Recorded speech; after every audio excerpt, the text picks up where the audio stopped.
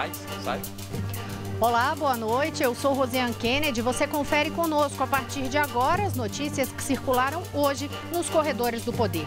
O presidente Michel Temer disse que o uso das Forças Armadas é uma ousadia necessária para enfrentar o drama infernal nas cadeias. E o ministro da Defesa, Raul Jungmann, anunciou o efetivo de militares que vai atuar nos presídios. Você confere todos os detalhes com a gente a partir de agora, aqui na TV Brasil e na Rádio Nacional.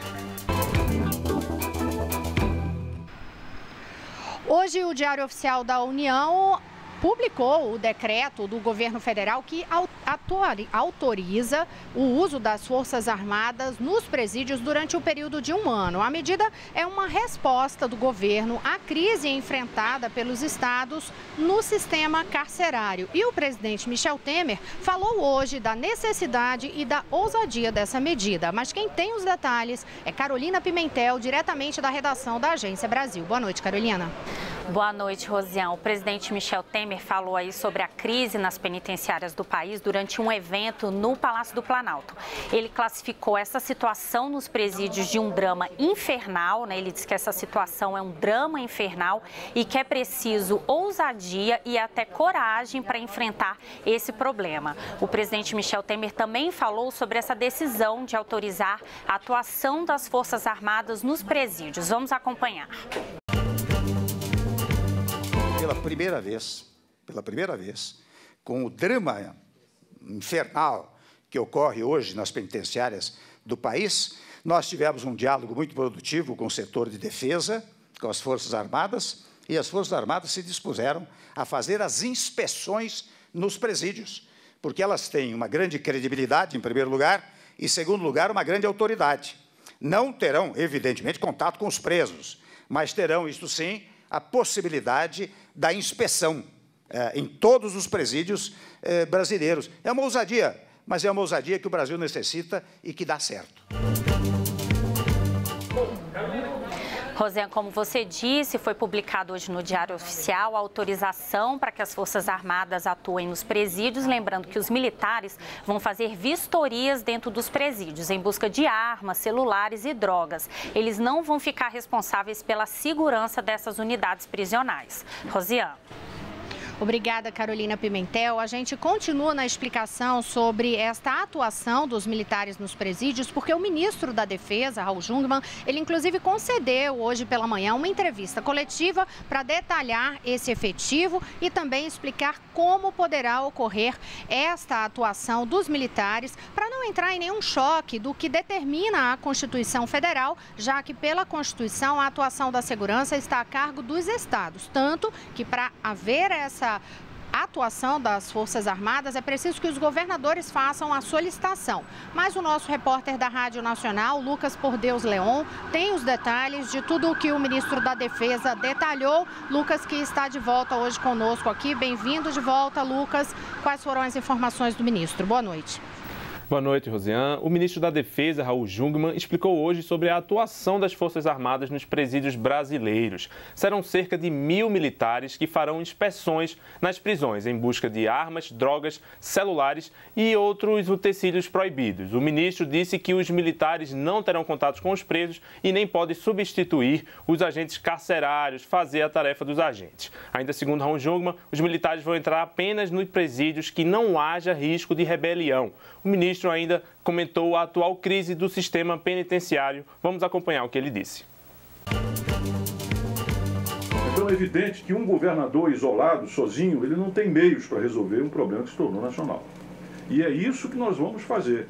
E é preciso que o Brasil entenda, não é? E acho que há essa percepção hoje, que o aumento da criminalidade, a nacionalização da criminalidade, a internacionalização da criminalidade, ela é o embrião de um desafio, tá certo?, às instituições e à própria democracia. Então, quanto antes todo o conjunto dessas agências atuarem para inibir e reverter esse processo, menor o custo em termos de vida, em termos, evidentemente, de recursos e em termos também daquilo que nós todos queremos prezar, que é uma vida socialmente tranquila e aceitável nas nossas cidades. Segundo o Ministério da Defesa, o custo inicial da operação dos militares nos presídios será de R$10 milhões. Vamos voltar agora com Rosiane. Rosiane? Obrigada, Lucas. E olha, ainda sobre essa entrevista do ministro, ele conversou com a gente, conversou com os jornalistas depois desta coletiva e ele foi muito indagado por a gente da seguinte questão: e se ocorrer de as Forças Armadas entrarem no presídio e lá dentro começar algum tipo de confronto? O que o ministro, porque isso foi uma indagação muito ampla mesmo, o que o ministro explicou foi o seguinte: as Forças Armadas só vão entrar no presídio quando de fato a equipe de inteligência que atua nessa parte dos presídios der a total segurança de que não existe nenhum risco ali, nenhuma ameaça de motim, de rebelião ou de confronto. E em todos os momentos ressaltou: não vai haver contato dos militares diretamente com os presos. Essa vistoria vai ser feita por meio de equipamentos e de técnicas possíveis, mas sem esse contato com o preso. O assunto da crise carcerária hoje dominou a agenda do governo federal. O presidente Temer falou pela manhã, como a Carolina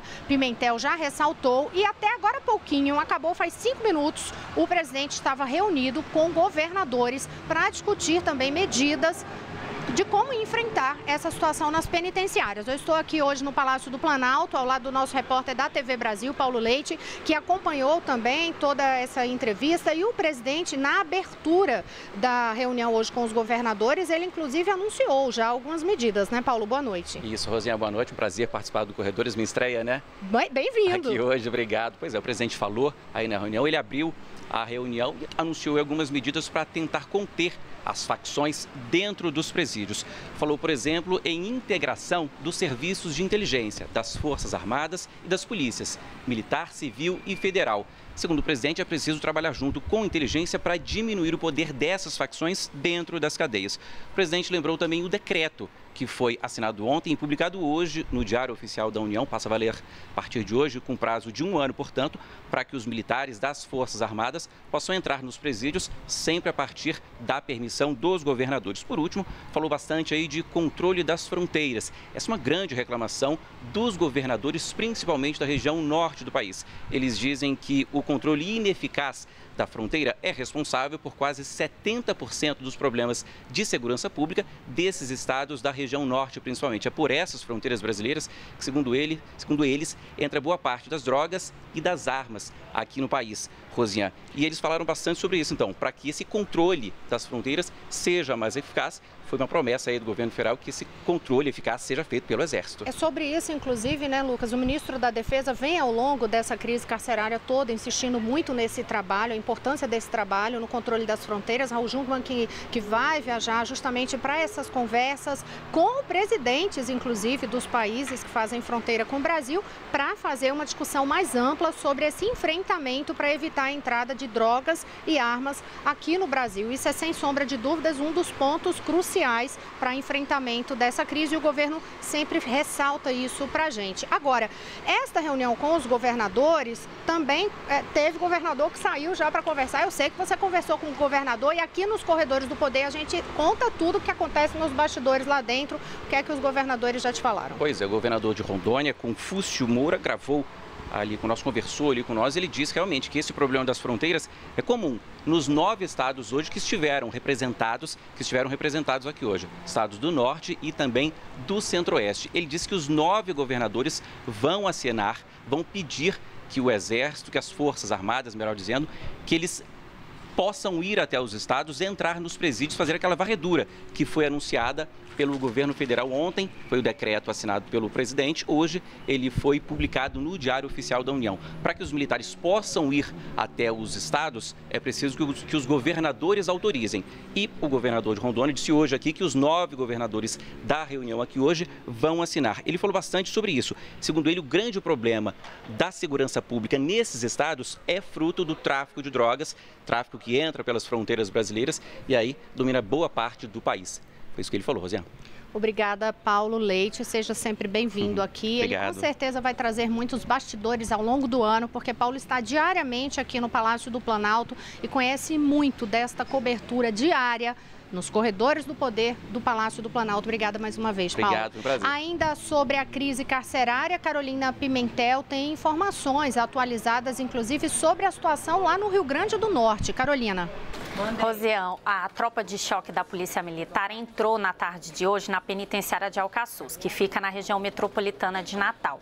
Essa ação faz parte de uma operação de transferência de detentos dessa unidade para outras prisões do Estado. A Secretaria de Segurança do Estado não divulgou o número de presos que serão transferidos. E enquanto os policiais avançavam no interior do presídio, os presos ficaram recolhidos nos pavilhões e não houve confronto com a polícia. Como a gente vem falando aqui no programa, Rosiane, desde sábado o presídio de Alcaçuz vive um clima de tensão. Foram várias rebeliões envolvendo presos de facções rivais. Mostramos imagens aí de detentos nos telhados da penitenciária, muitos com barras de ferro, pedaços de pau, e pelo menos 26 presos morreram. Agora, entre as medidas contra a crise no sistema penitenciário também, o governo federal anunciou hoje que vai injetar 30 milhões de reais num projeto para reinserção de presos no mercado de trabalho. Esse projeto foi criado há 8 anos pelo Conselho Nacional de Justiça e, de acordo com o ministro do Trabalho, Ronaldo Nogueira, a meta é qualificar 15 mil detentos. Agora, um grupo vai identificar quais cursos devem ser ofertados para esses presos. Agora a gente vai falar do Amazonas, que também vive um problema nas penitenciárias. Foi realizado um mutirão carcerário para verificar a situação dos presos no estado, mas quem tem mais informações sobre esse mutirão é o repórter da Agência Brasil, Marcelo Brandão, que está em Manaus. Boa noite, Marcelo. Boa noite, Carol. A primeira semana de mutirão carcerário aqui no Amazonas libertou 432 presos provisórios. Parte deles, segundo o Tribunal de Justiça do Estado, terá que usar tornozeleira eletrônica. A medida é parte das providências tomadas pelo Estado para reduzir a massa carcerária, que superlota cadeias, além de reduzir a tensão no sistema prisional.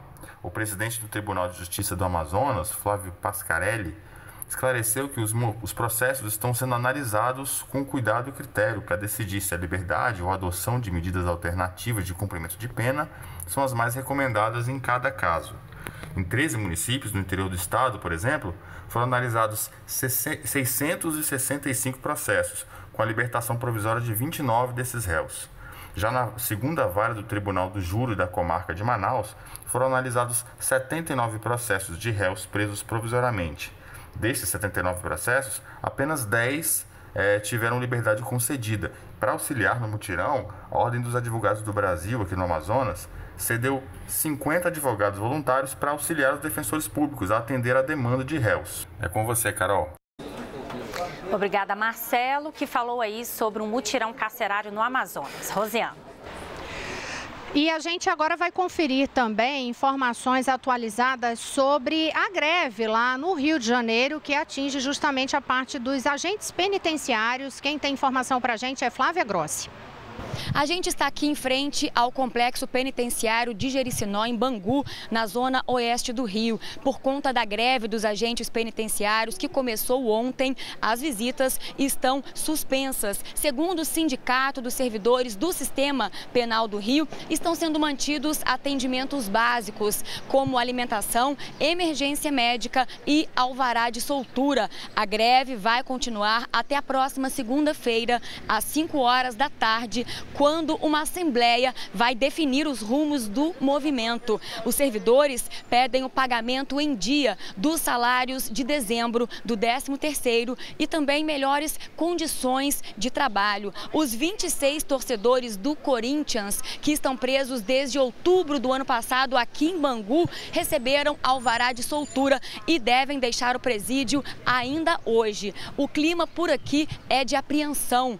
No final da manhã, houve um princípio de rebelião na unidade Esmeraldino Bandeira por motivo de superlotação. 6 detentos tiveram ferimentos leves, mas segundo o agente penitenciário responsável pela unidade, o problema já foi resolvido.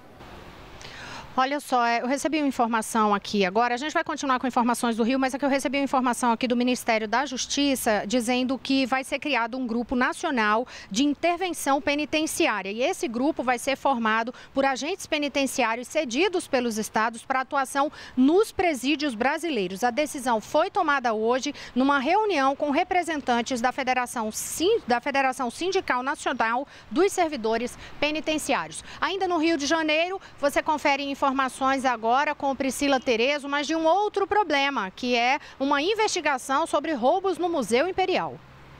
A Polícia Federal está cumprindo 3 mandados de busca e apreensão no Rio, em São Paulo e na Bahia, para localizar peças furtadas do Museu Imperial de Petrópolis, região serrana do Rio. Os bens seriam de um acervo de 4.000 obras, doado à instituição em 1999. De acordo com a Polícia Federal, parentes dos doadores teriam retirado alguns itens em 2014, antes da incorporação definitiva do acervo pelo museu. A PF suspeita que os investigados usavam suas casas e escritórios como galerias privadas, com o material desviado. A maioria dos bens estava na Casa Gayer, no Cosme Velho, zona sul do Rio. As penas para o furto qualificado podem chegar a 8 anos de reclusão e multa. E no próximo bloco você confere com a gente informações de educação, saúde e economia. Eu volto já.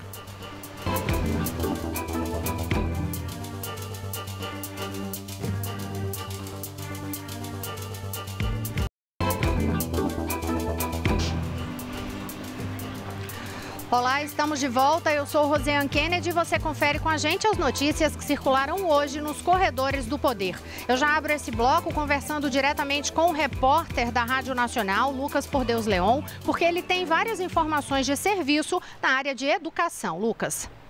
Rosiane, os mais de 6 milhões de estudantes que fizeram o Enem em 2016 já podem acessar as notas das provas no site do participante do Enem a partir de hoje. Os alunos também já podem anotar na agenda as datas para as inscrições nos programas federais ProUni, SISU e FIES, que usam a nota do Enem para selecionar os participantes. A inscrição no SISU vai ocorrer do dia 24 ao dia 27 de fevereiro. O SISU, neste ano, vai oferecer 238 mil vagas, 4% a mais que no ano anterior. Já a inscrição para o ProUni será entre os dias 30 de janeiro e 2 de fevereiro. Já os interessados no FIES vão ter entre os dias 6 e 9 de fevereiro para se inscrever no programa. Outra novidade divulgada hoje pelo MEC, o Ministério da Educação, foi a abertura de uma consulta pública para discutir o Enem. O Ministério quer saber a opinião das pessoas sobre uma possível redução no tempo de aplicação da prova. O Ministério também estuda a possibilidade de fazer com que a prova seja feita toda em computador.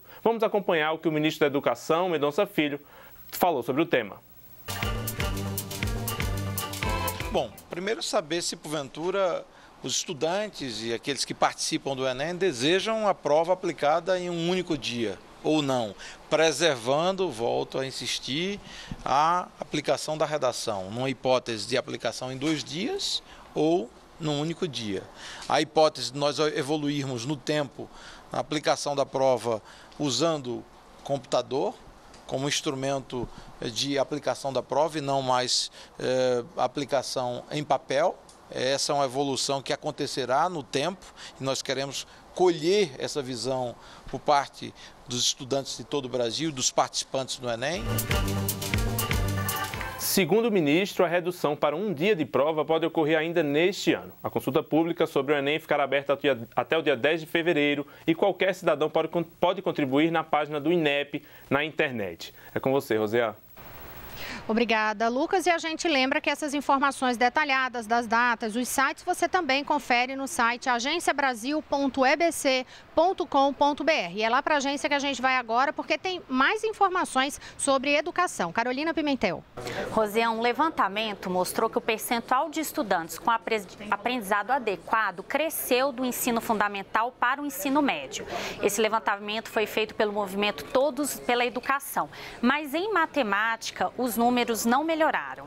Apenas 7,3% dos alunos que deixam o ensino médio deixam essa fase do ensino com conhecimento adequado de matemática. A taxa é menor que a registrada em 2013, que era de 9,3%. Quando vai se avaliar somente as escolas públicas, o percentual é ainda menor. Apenas 3,6% tem um aprendizado adequado de matemática ao final do ensino médio. Segundo o movimento Todos pela Educação, que fez esse levantamento, esses dados são preocupantes porque matemática é uma disciplina que deve ser aprendida na escola. E se esses estudantes estão deixando a escola sem saber, dificilmente vão conseguir aprender esse conteúdo fora da escola. Não vão praticar e não vão aprender matemática. Rosiane. Obrigada, Carolina Pimentel. E é um ponto que vale, de fato, uma análise nossa. E eu também trago alguns bastidores para você que nos acompanha, porque eu conversei bastante agora à tarde, agora há pouco, por telefone com o ministro da Educação, Mendonça Filho. E o entendimento é justamente de que esses números provam, mais uma vez, a necessidade de reforma do ensino médio para tornar o ensino médio mais atrativo e fazer com que disciplinas fundamentais de fato sejam aprendidas por esse público-alvo do ensino médio. Quando eu conversei com o Mendonça Filho, agora à tarde no telefone, ele até me disse que acredita que sim, esses dados vão reforçar a mobilização da base governista no Congresso Nacional para que logo na primeira semana de fevereiro haja ali um avanço para a votação da medida provisória que trata da reforma do ensino médio lá no Senado Federal. Eu fiz uma pergunta direta ao ministro, eu digo, olha, sempre há muita indagação de que o problema vem desde antes, vem desde o fundamental. E ele me explicou o seguinte, a questão é, ninguém vai esquecer o fundamental, o investimento em fundamental vai continuar ocorrendo. Mas o problema é que na fase do ensino médio, a evasão escolar é muito alta. E é onde fica nesse gargalo final do não aprendizado, sem ter mais para onde a pessoa ir para frente, como inclusive a Carolina Pimentel ressaltou. Não tem como você ir dali e fazer aquele aprendizado depois. Então, por isso é preciso tornar o ensino médio mais atrativo, evitar essa evasão escolar e focar para que o aluno consiga ter interesse naquelas disciplinas. Então, ele estava, de fato, acreditando que, diante de mais esses dados, vai ser possível ampliar esta mobilização. A gente continua aqui na área de serviço, mas agora eu falo sobre a parte de saúde, porque a gente tem um problema em Minas Gerais, que é justamente sobre a questão da febre amarela. Eu estou só confirmando aqui se a gente tem, de fato, já disponível esta reportagem. Então, vamos acompanhar a situação de mortes por febre amarela em Minas Gerais.